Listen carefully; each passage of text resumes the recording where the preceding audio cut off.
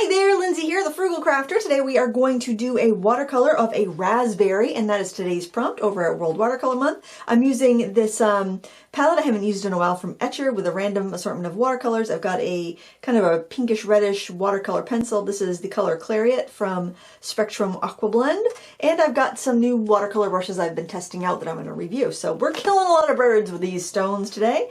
And I'm going to start by sketching, and I'm using a reference photo I found on Unsplash, and I actually just recently downloaded the app because I was getting tired of just downloading or screenshotting reference photos on my phone. And I do enjoy using my phone for reference because honestly, a lot of times I'm doing my World Watercolor Month sitting on the couch at night in front of the TV. I think I want my raspberry maybe to be a little bit like plumper and shorter, so I might shorten it up a little bit. So I'm just starting with a really light outline. I know it's really hard to see, and now I'm going to start, now that I've got an idea of where I want my, these kind of like juicy sections in here. Now I'm just going to draw them. And I'm using a watercolor pencil because then it will be easier to, you know, I can just actually add a little bit of water. I might not even have to do all that much with watercolor paint. And I think one of the good things about doing a daily watercolor challenge is that you kind of get over the precious, because you don't have time to be precious. When you are doing a daily watercolor challenge, you've got to let precious go out the window.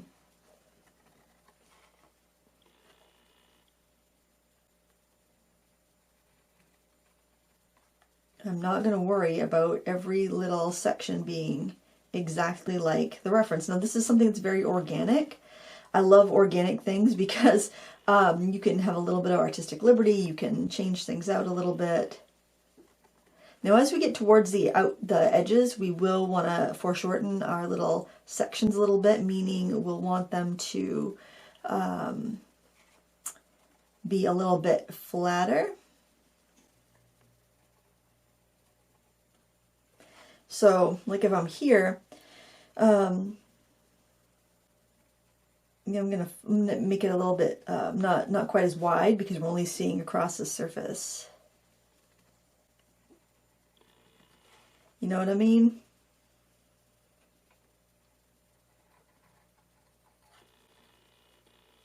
That's a weird shape.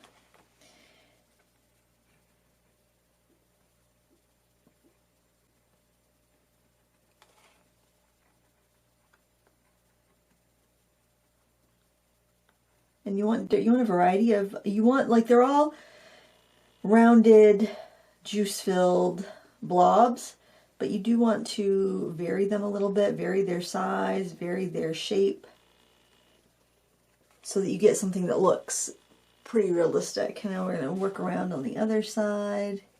I'm leaving a divot for where the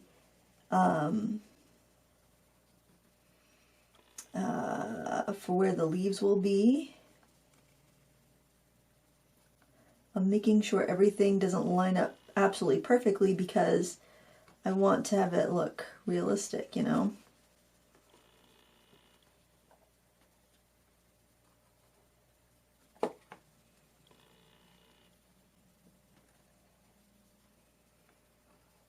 And you can draw this with a regular pencil. I would encourage you, if it's something like this where there's a lot of repetition, to try drawing it, you know, as opposed to tracing it, just because, you know, with World Watercolor Month, I think if you get too, well, you know, honestly, do what you want to do. That's the best advice. But I think you can get a little bit too kind of wrapped up in things needing to be perfect, and then before you know it, you're not getting stuff done because it becomes a big ordeal. So, oh, I got to find some tracing paper, or I got to do this, I got to do that. And I don't want that to happen to you. So there is our raspberry body. By the way, I'm working in this big sketchbook so that I can do larger pieces and smaller pieces however I feel like it for World Watercolor Month. And I think it's kind of fun just to have various sized sketches in a sketchbook, and that's something I want to experiment with this month. There's our stem. I love the shape of this leaf there. Got one that's kind of curled up and tiny on the other side. Got one that's, oops, going to be a little bit bigger. I don't really like that shape. We gotta alter that a little bit. That's alright, because this is going to dissolve. This is watercolor pencil. And get one in the back. Alright. I think we've got a good start here anyway. We're 5 minutes in. Most of that's drawing. I don't think you ever regret spending time on the drawing, at least in my opinion. And I'm just figuring out where do I want to put my water. I think I'm actually going to put my water off screen. And I like to have my water and palettes to my right because I find that I'm less likely to drip and whatnot. And I think if I put my phone there, you'll be able to see it. Alright, so the first thing I'm going to do is I'm going to start at the top and work down. I am going to, I think I'll just start by liquefying the pencil I have up here and seeing how much pigment I actually am working with, and then I'll just add to it as needed. So let me know in the comments below if you're doing World Watercolor Month, and if so, how much time are you spending on each prompt. You can also say how large you're working, and if you're using the regular prompts, you can let me know. If you're using your own prompts, let me know that too. And if you are thinking about doing World Watercolor Month, and you're worried about it of being too late, don't worry about that, because anything you do is better than nothing, right? So if you jump in on like day 5, and like I'm painting this on day 3, and the video will go up probably on day 5. Yeah, don't worry about it. This is like the big goal for this, in my opinion, is for you to develop that daily painting practice. I have a new class that I launched last month that is 30 Days to Better Painting. It's a basic daily painting class. It's working in your layerable media, your more opaque layerable media like gouache and oil. You could use gouache for World Watercolor Month though. But it's basically get you into that practice of painting every single day. I feel like that might be a little bit dark, but I also feel like I need a little more contrast in here.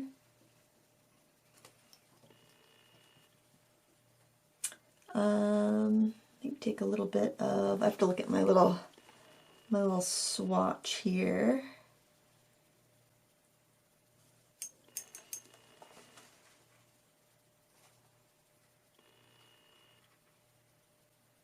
I'm usually kind of slow on my World Watercolor Month projects because I'm usually not filming them, so I can get really fussy. But fussy in a good way, just like I'm having fun. I'm being fussy because I'm just, because I'm not having to record it, so I'm just relaxing about it a little bit more. And if you are interested in what I've been creating for World Watercolor Month, you can check it out on my Instagram page. I'm at Lindsay Weirich on Instagram.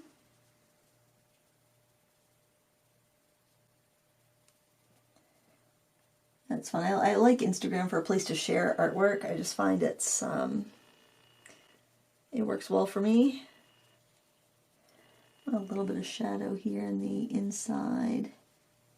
Even though it's not really, you don't really see it in the reference, I feel like it'd be a little bit more shaded in there.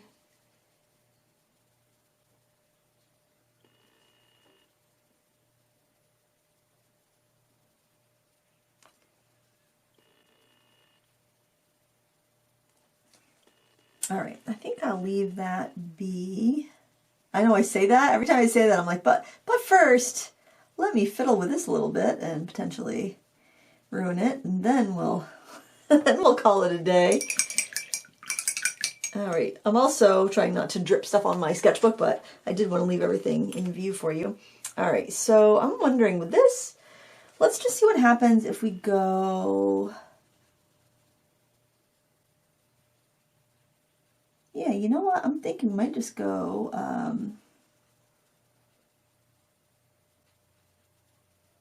section by section. Now that looks like it needs to be a little bit more red. And I have my little, I laminated the swatch card for my paper here. Let's see, how do I have that? I have that like that. Because it would be very difficult to figure out what I actually had in here. There probably is enough pigment to just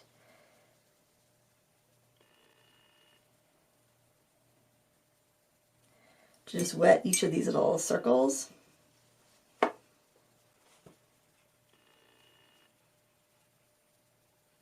I just want to make sure I get a nice variation.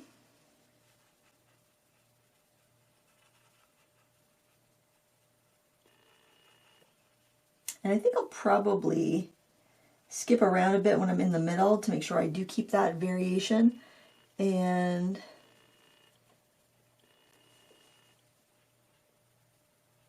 when I'm on the edges, maybe let them bleed together a little bit more. There's often like a little like dent kind of like that in the center of each of the juicy pockets. So I want to put that in there. See how there's that darker spot in the middle. Okay. Let's skip over here.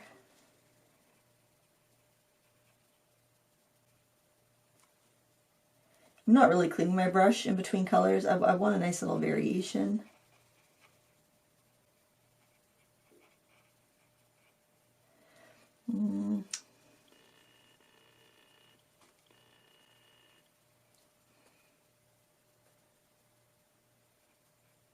Pay attention to where you're seeing different shades of color. But you don't have to be too fussy. Now I do see that I've got some colors blooming up into the stems there, but I'm gonna leave it. I'm gonna see what happens. I'm just gonna leave it and let it do its thing.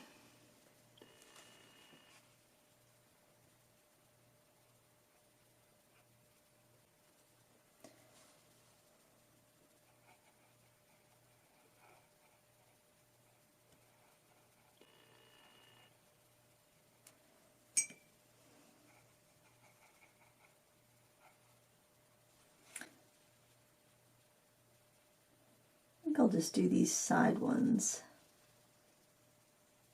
together, just to clean up the edge and let them bleed, like I mentioned earlier.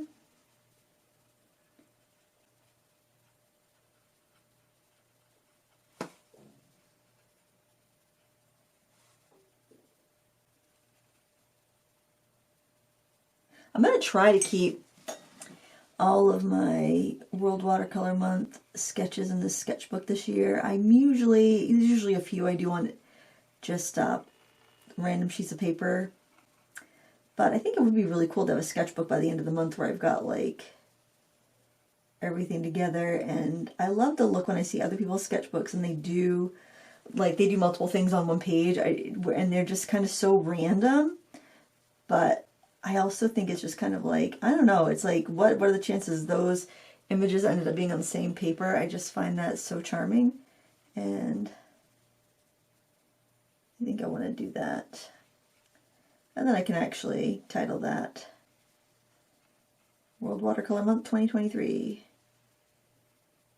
And this is a sketchbook that my friend Rosie made me, and it's all, it's Arches watercolor paper, so I don't feel like I will be tired of using Arches watercolor paper by the end of the month. You know, some papers I wouldn't want to use every day because they're just they have too much of a specific personality that is fun, like novelty-wise, but nothing I'd want to use every single time. It's like you like going to a restaurant, but maybe not every day. You get sick of it. That's kind of what I feel about some papers. They're fun, but I don't want them every day.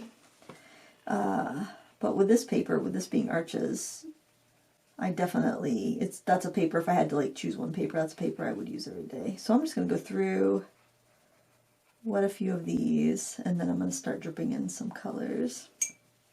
Almost looks like stained glass. I like that effect.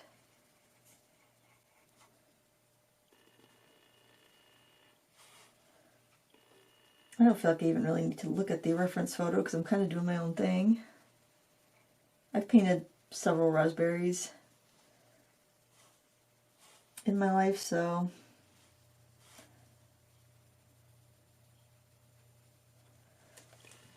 and this isn't going to be a botanical. I'm not just going to spend that kind of time on it.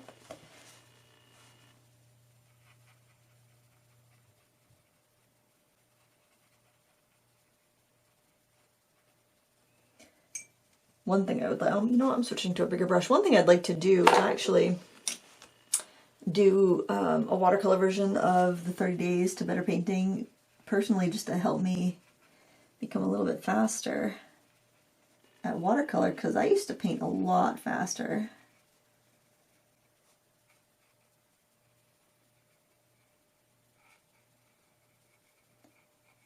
Sometimes you wonder if the effort or the time that you're putting doing something specific is really worth it, and that's what I was kind of wondering with painting every little circle separately. That was really going to be worth it. So I'm kind of changing tack here, although I do have to worry that I've got some damp areas that I will be creating blossoms and backgrounds, so I do need to be aware of that.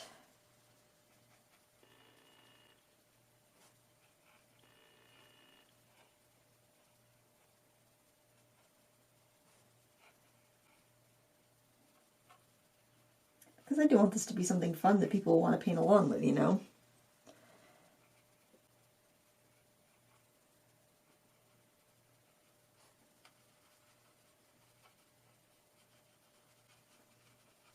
I think this will have a good mix. We'll have some kind of specifically painted pockets and some areas that are kind of blending together.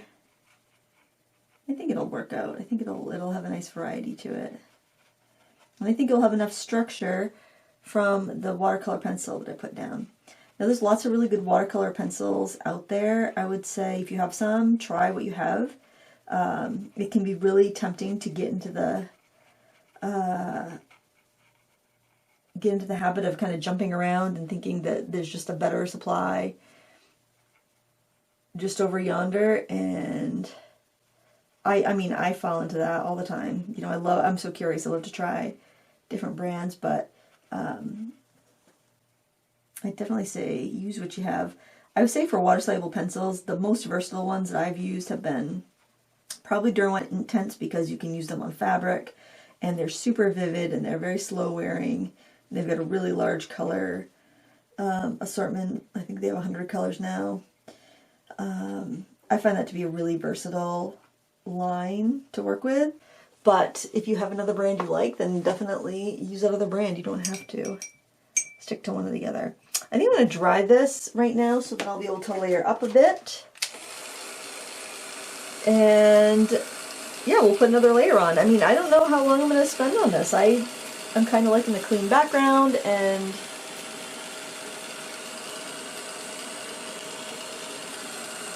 I think it'll be good. It's very damp in Maine. This whole spring and summer it's rained like nonstop. It seems like we've had a few like sunny breaks, but for the most part it's just been like rain, rain, rain.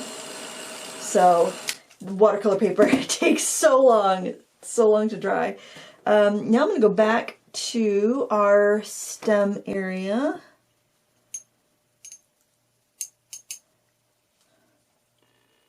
I was using a smaller brush originally, but a good rule of thumb is to use the biggest brush that you can handle so you don't fuss.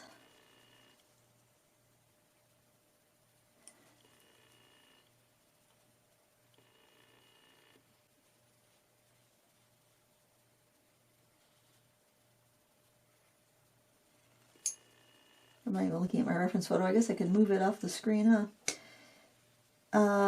But I'll link to that so you can find it on Unsplash.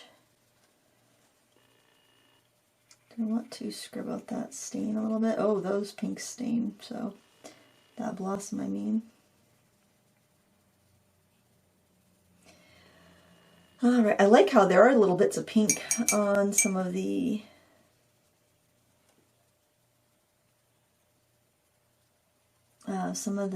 stems.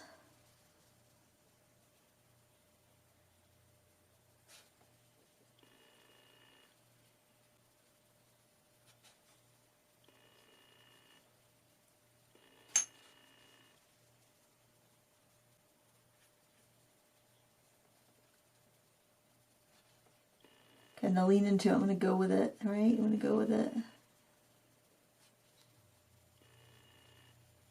Can't beat them, join them. I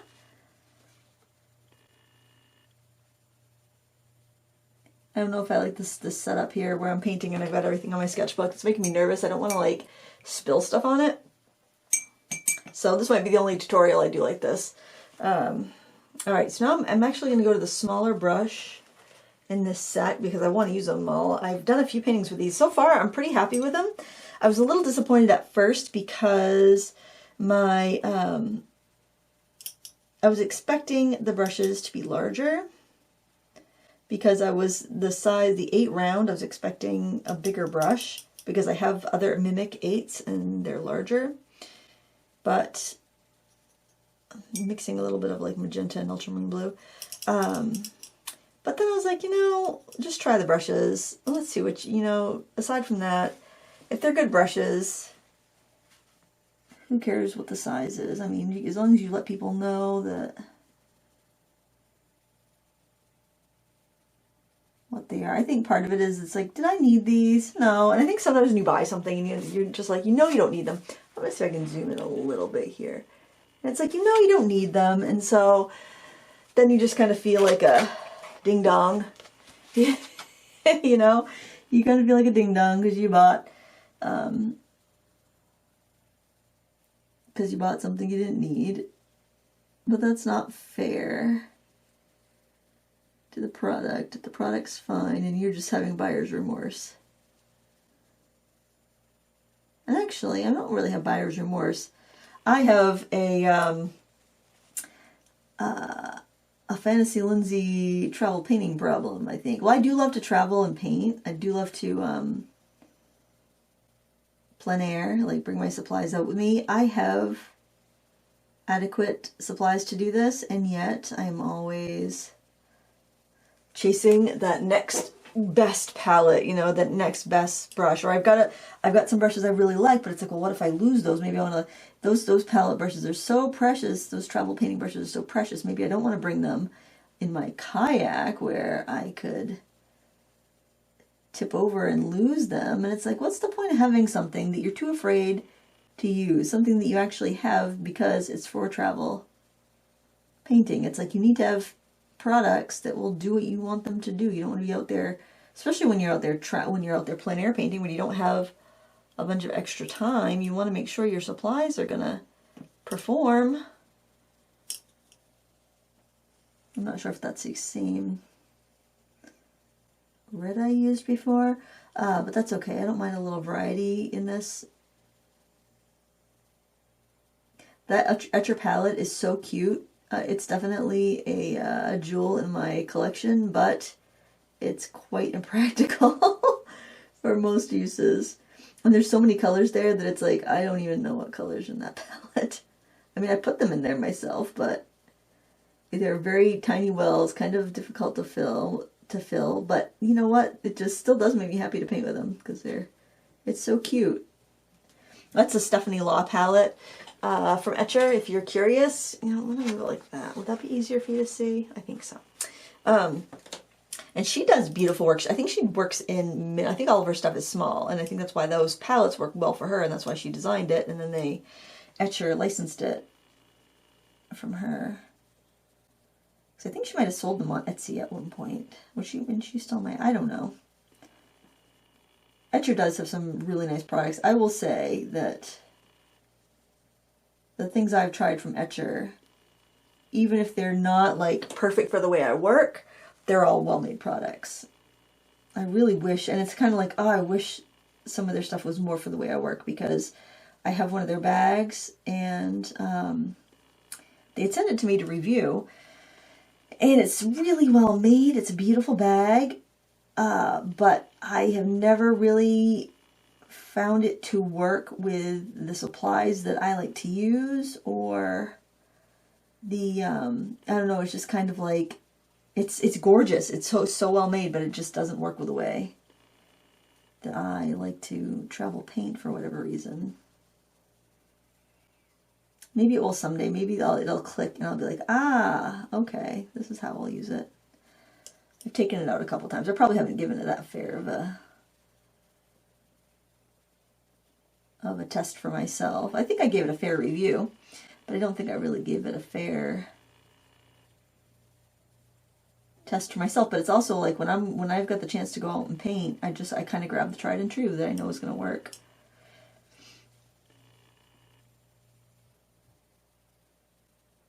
Will end up probably being a little cartoony looking because of all the outlining that I'm doing. And I don't know if I'm going to add some color pencil to it. I do like to add color pencil to a lot of my sketchbook stuff because it does help finish a picture really quickly, which I like.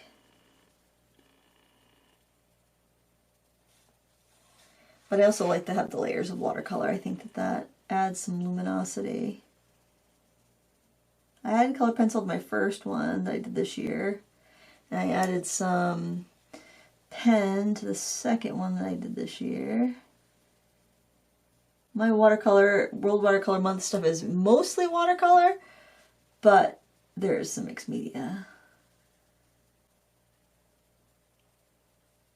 I think though if I do 30 days to better painting in watercolor, I'll probably keep it to just like a simple set of inexpensive watercolors, so that, and people can use what they want, but just so if somebody is coming in new, they don't have to have a ton of supplies and they can get what they need pretty affordably.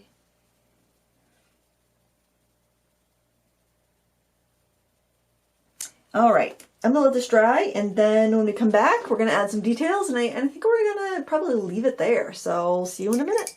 All right, now I'm gonna use the flat brush that came in this set. And I'll link it. That's actually cheaper on Amazon than on Jerry's, but you can check both places to see which place is the better deal, because it will fluctuate from time to time. I'm going to take that kind of magenta color that I was using. I'm going to take a little bit of that more brighter Naphthol red, and actually I'm going to take those two colors. I'm going to throw them in a few different areas here.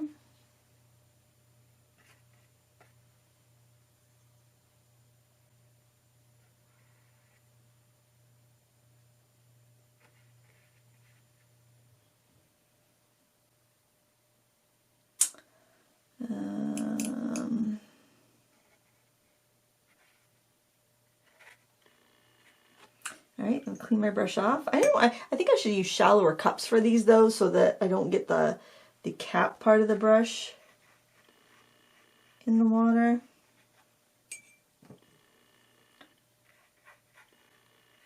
Which makes sense if you're going to, travel with these brushes. You wouldn't have such large, probably water containers on you. Oh, I like this better already.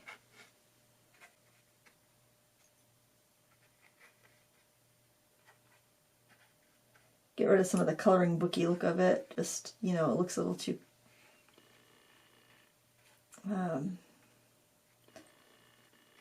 too similar, Now I'm going to take some ultramarine.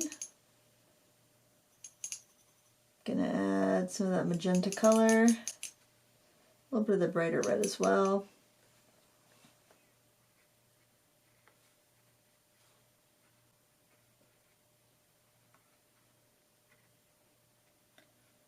And then just some of the areas, especially around the edge. Darkening some of that will help the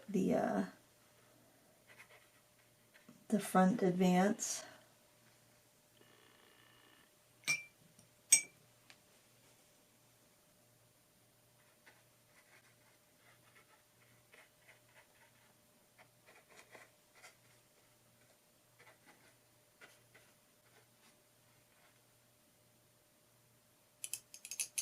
Some of that magenta on its own.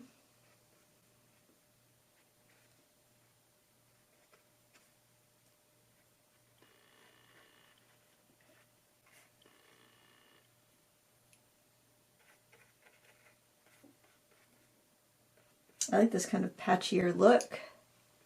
And I do want it kind of dark, so I think I will go over it with some colored pencils and give it a frosted look, but you need to have some contrast in there for the frosted effects to show up.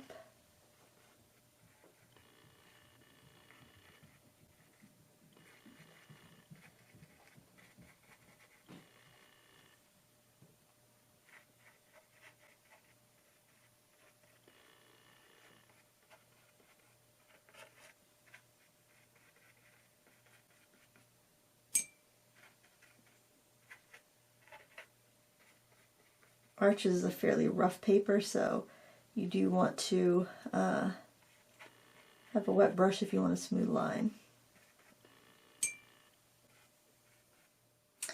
Okay, I could fuss with this all day, but I'm not going to. I'm going to kind of go in. I'm first going to do the brighter highlights with a colored pencil. Any opaque white colored pencil is fine. I just happen to grab this Holbein off of my pencil rack, the one that's right next to my desk that you always see if you watch the Sat Chat videos. I keep my opaque pencils, not all of them, but I keep a lot of opaque pencils there. Some are budget, some are more expensive, but I tend to use these for if I'm going to just be adding some highlights or a little detailed edge, something like that. So I've got my Prismacolors, I've got Holbein, I've got a variety of budget brands in there, Arteza, Brutfuner, basically the ones that have solid color barrels, because also it's really quick and easy for me to identify them, and I think they look really great in the backdrop of my videos. So I mean, that's one of the big reasons there. So I don't want you to think that, oh, I need to have all those colors.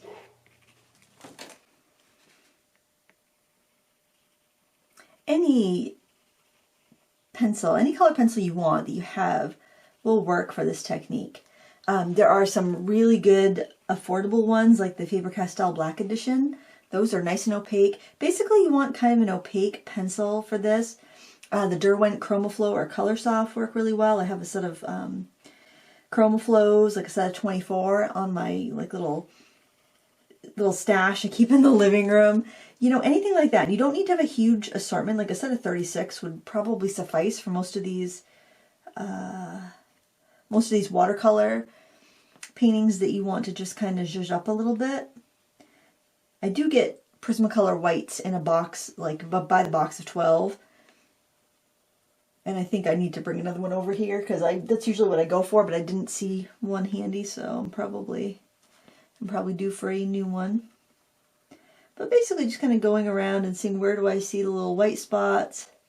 If it's a brighter spot like that or that, I'll do it a little bit more firmly. And then if it's just like a little bounced highlight, I'll just go really light. So I'm kind of just picking up the texture of the paper and giving it that kind of waxy effect. I mean, we're painting this like way bigger than real life, so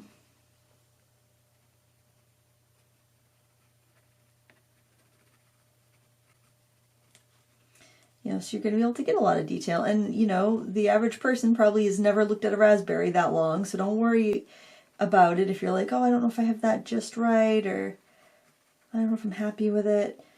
Chances are anyone looking at your painting has never really, you know, studied a raspberry. They've popped it in their mouth, they've enjoyed its deliciousness, and that's been all they've ever thought of it. So I bet a lot of people will be looking at raspberries this week as they do their World Watercolor Month challenge. I feel like that should be like 2.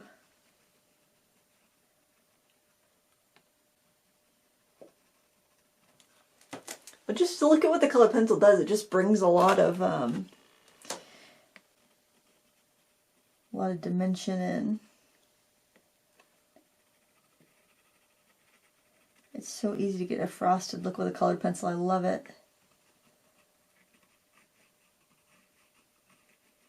And you can get those little segmented looks if you want to.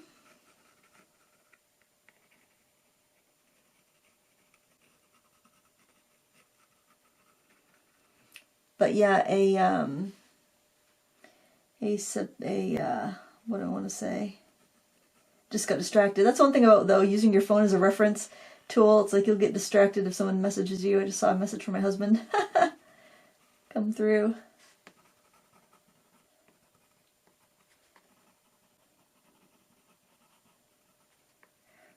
I had paused the video because I heard the dog upstairs, and we're expecting a delivery. We replaced some chairs that were really just like the springs were popping through the seats. I've recovered them like a couple times, and it's just like, yeah, they were never that expensive to begin with, and they have definitely outlived their usefulness. But they're actually going to go, one of them anyway is going to go to my daughter's new apartment, so that'll be some good first dorm furniture. So I'm also going to go up here and get that kind of fuzzy edge on the side of the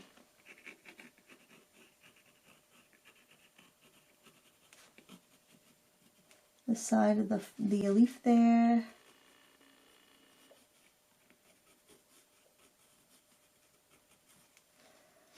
There's a little bit up there too. You can't really see it too much because of the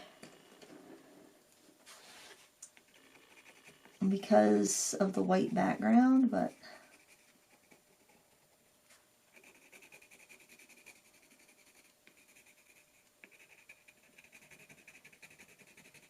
a little shading in there. I want to go in with some chartreuse.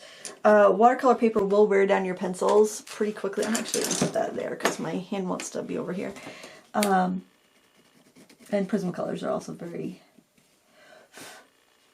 they're very soft, so they do tend to break if you press firmly with them. You can brighten up colors a little bit with them. You can layer up the color pencils and blend them in, but generally if you're going to do a watercolor pencil, you probably would want a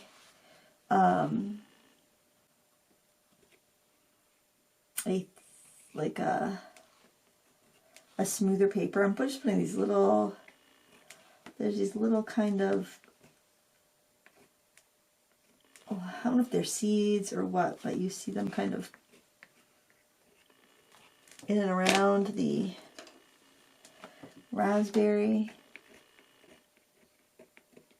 And they can be green, they can be kind of like yellow ochre, they can be a little bit of brown.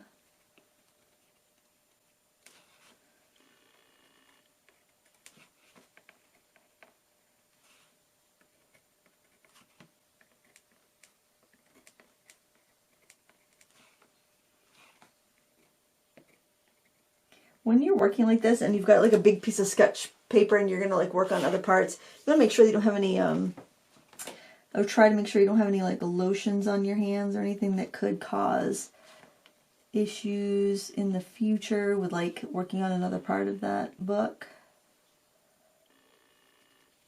A little of this brown here on the end. Might do some of those little things in cream because it looks, goodness. Those little hairs.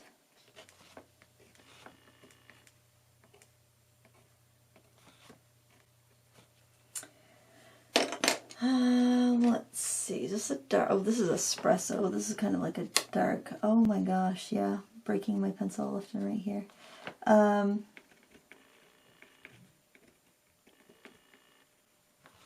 This is a really, really dark brownish gray color. If you need any dark areas, it's nice to use, and it's not, it's not black, so it is a little bit more forgiving, I think, if you need some really deep shadows.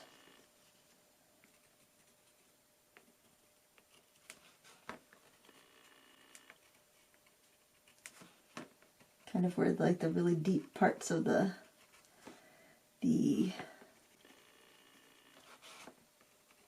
areas between the raspberry segments are. I also grabbed, I think this might actually be called raspberry.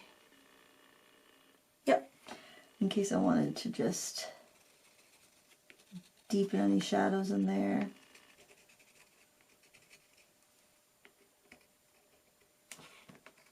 Or smooth anything out.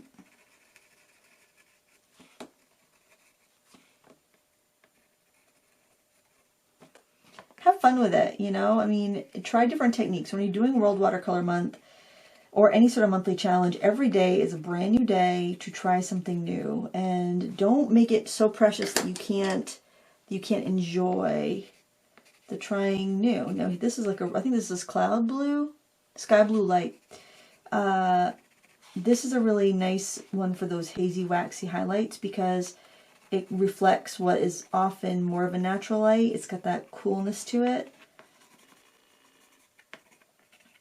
And I find it to be really, look really nice. All right, now if you want to do like super bright highlights, you can either use a gel pen or you can use a white color pencil with a little bit more force. The nice thing about the gel pen is it's not going to show texture, the texture of the paper like the colored pencil does, so you can kind of go in there and get a little bit of a brighter reflection, although the downside is it's not going to want to stick on top of the pencil too well, so you do kind of have to keep that in mind. A lot of times I'll do gel pen first, but I don't always know how bright I want to go. Like I was thinking I probably wasn't going to go all that bright with my highlights, but sometimes you change your mind.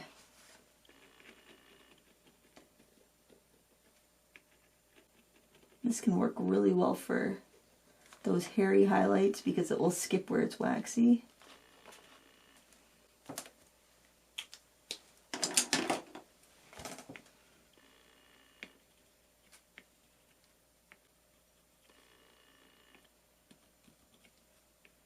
And it might be your aesthetic to have more of a shiny look. It might be your aesthetic to have more of a matte look. I think that's really important too, is just to experiment and see what your personal style is and what you want to put in your artwork. I tend to like colorful, rich, shiny details. I like saturation.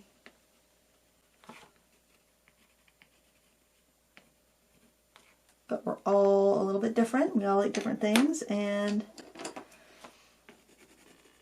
I think that's wonderful and we should embrace it.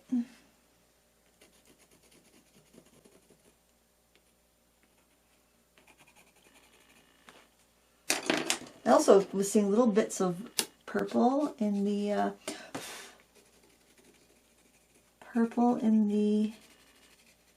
leaves up here, so I grabbed a purple pencil. And then what I'll try to do, if I'm going to add something in one spot, I do try to find some areas where I can throw it in elsewhere so it is harmonious. So just kind of keep that in mind as you go around, and make sure everything kind of agrees with each other and you have that harmony there. But there, I think I'm going to leave it like this. I think this turned out pretty well. It was a lot of fun to paint, and I hope you enjoyed it, and we'll give it a try. And if you're doing World Watercolor Month, I want to wish you the best, and I hope that you are happy with your results throughout the month. And don't stress. If you miss a day, you miss a day. Don't let it derail you. Just pick up when you can and keep on going. And a done something is better than a perfect nothing. So, you know, get out there, do it, have fun, and I'm rooting for you. Thanks for watching. Please give me a thumbs up before you go. Until next time, happy crafting. Bye.